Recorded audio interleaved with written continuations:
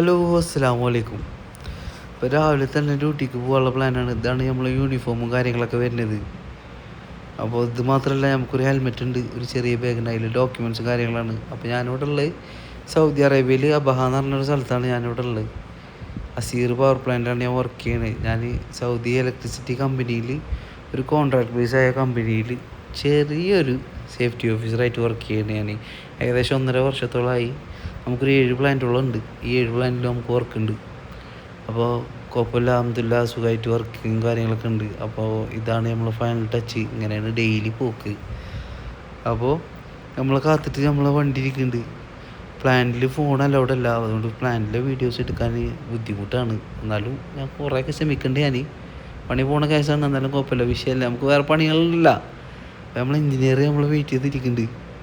ആശിം ആലപ്പുഴക്കാരനാണ്, സ്നേഹമുള്ള മനുഷ്യൻ.